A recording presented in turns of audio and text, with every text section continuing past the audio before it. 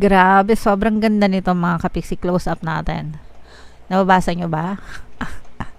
Prosperity. Okay, so imay nyo na to guys. Grabe naman, sobrang ganda naman ng reading nyo, Pisces.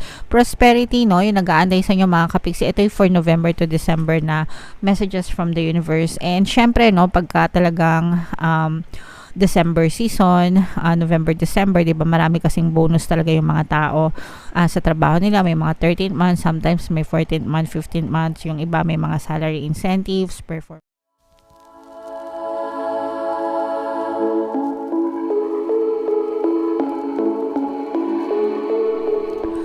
Hello guys, hello Pisces, welcome back to Pinay Pixie Tarot. Ang pamagat ng ating episode for tonight is messages from the universe para ngayong November to December para sa Pisces, Sun, Moon, Rising, Sign, and Venus.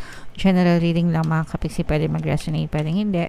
Combination ng positive and negative energy. Comment down below guys if naka-resonate kayo sa mga messages.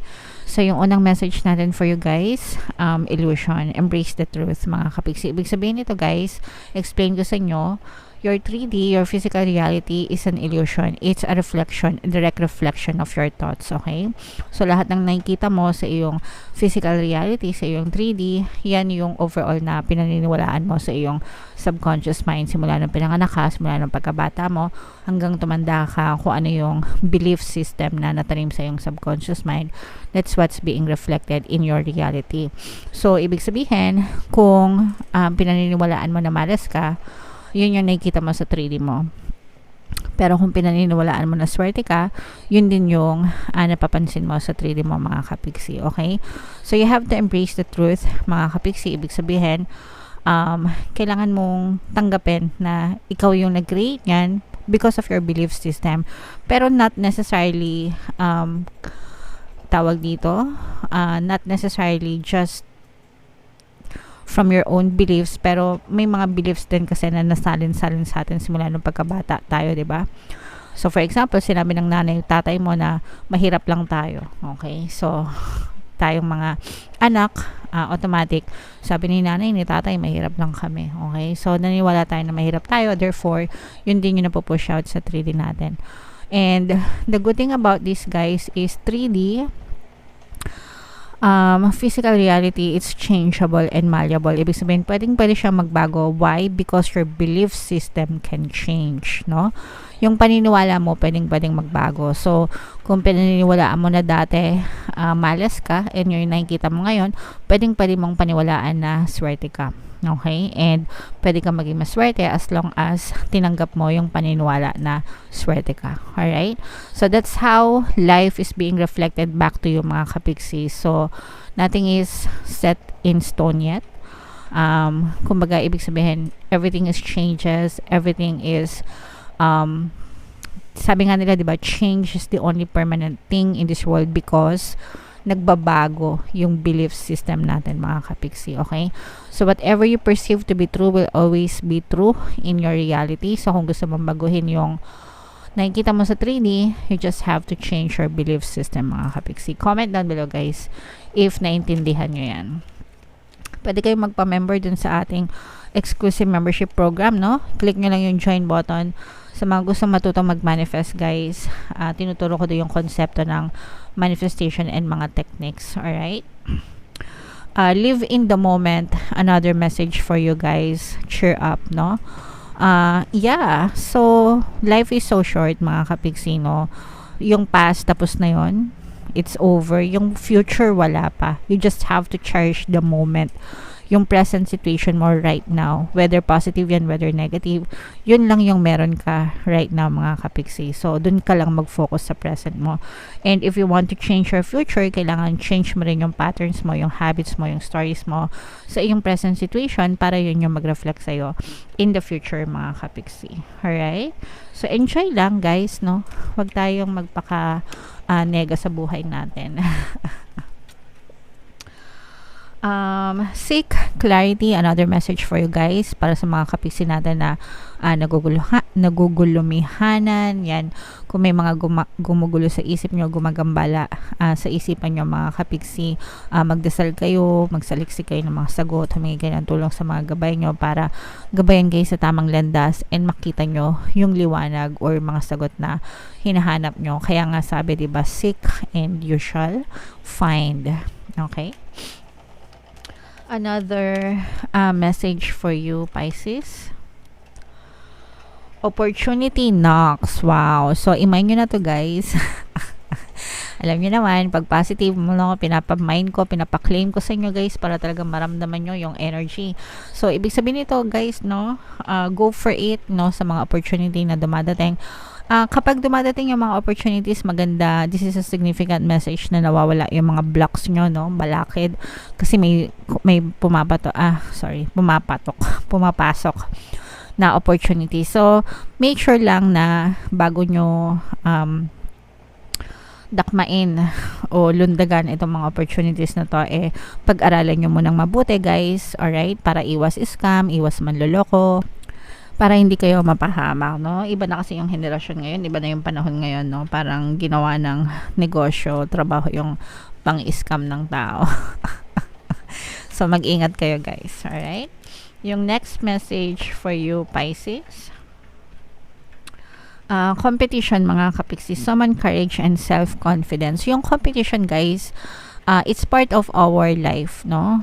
Diba? Nung mga elementary pa lang tayo, kinder, ganyan, kapag nasa school tayo, pag alam nyo yung sagot, una-unahan kayo ng mga classmates nyo pagtaas ng kamay, ma'am, sir, teacher, para tawagin kayo, diba? Pag alam nyo yung sagot. Pag hindi nyo alam, nagtatago kayo sa likod, diba? Alright, so ibig sabihin nun, mga kapiksi, pagdating sa mga competition, wag nyong pagbuhusan ng attention yung ka-competition nyo, but focus on yourself, no?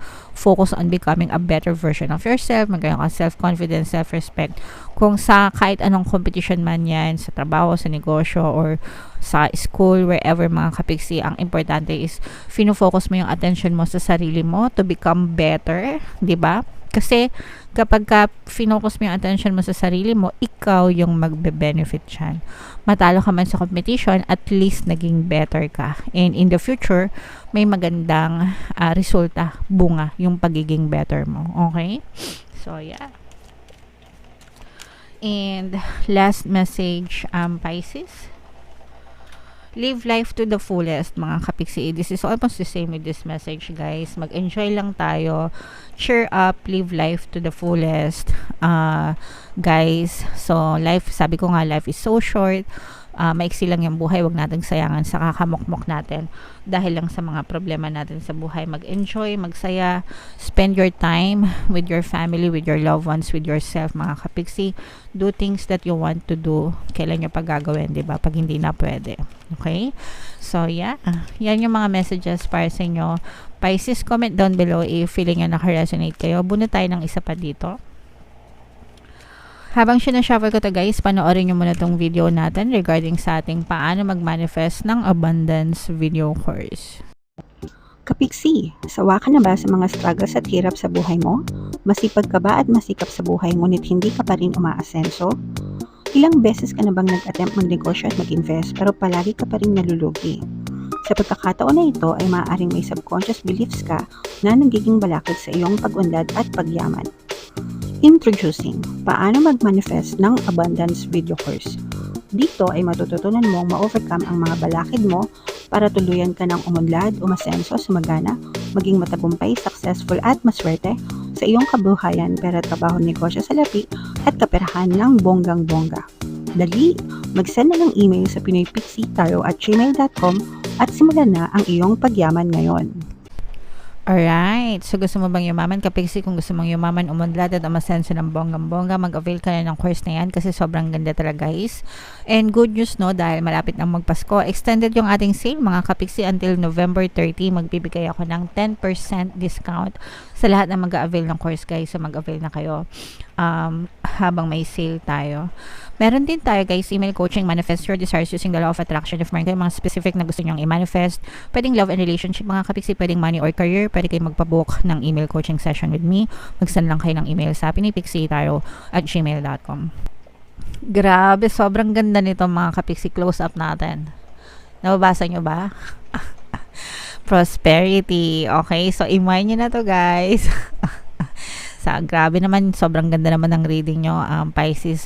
Prosperity, no, yung nag-aanday sa inyo mga kapiksi. Ito yung for November to December na messages from the universe. And syempre, no, pagka talagang December season, November, December, di ba, marami kasing bonus talaga yung mga tao sa trabaho nila. May mga 13th month, sometimes may 14th month, 15th month, yung iba may mga salary incentives, performance bonuses, ganyan, etc., etc., etc., top-up commissions, kaya talagang maraming pera yung mga tao. So, isa kayo doon guys, so be grateful for these blessings. And ang maganda nito, pagtatapos ng 2023, talagang mananaga na kayo sa buhay nyo, okay?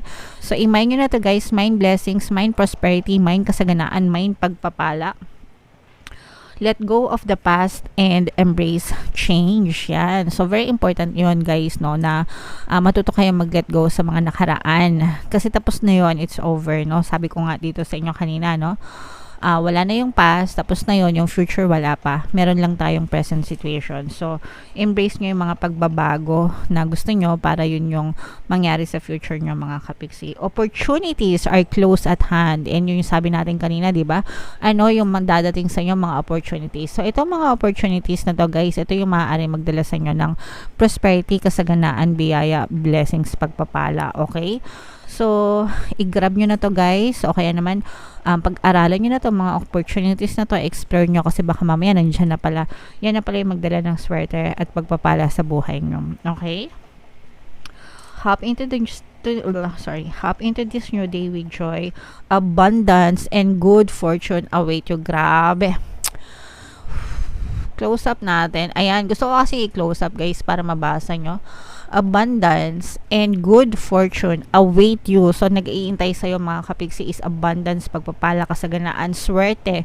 Good fortune is swerte mga kapiksi, no? And plus, etong opportunities, diba? So, grabe naman sa, grabe naman sa ganda ng message for you, Pisces, no? So, imay nyo na to guys, wag nyo na tong kalimutan. Imay nyo sa comment section, mind abundance, mind good fortune, mind swerte, mind pagpapala, mind blessings, diba? Mind good luck, mind opportunities, diba? So, imay-imay nyo na yan, i-claim nyo sa comment section para talagang maramdaman nyo yung energy, and then, every day, on a daily basis, palagi nyo sabihin, I am blessed, pinagpapala ako, money, money come to me, swerte ako, swerte ako, swerte ako, swerte ako sa lahat ng aspeto ng buhay ko. Okay? Para talagang maramdaman nyo, kumbaga hatakin nyo yung mga blessings na to, itong mga pagpapala na to. Palagi nyo sabihin mga kapiksi, no, tuwing naaalala nyo, oops, swerte ako, oops, swerte ako, oops, swerte ako. Yan. Okay? Alright. So, comment down below, Pisces, if naka-resonate kayo. Guys, ito yung ating Money 2024 kapalaran. Kung hindi nyo pa napapanood, panoorin nyo na. Super nice, super ganda. And ito naman yung ating success stories ng paano mag-manifest ng abundance video course. Thank you for liking, sharing, and subscribing, guys. And see you again next time. I love you all. Have a nice day. Bye-bye.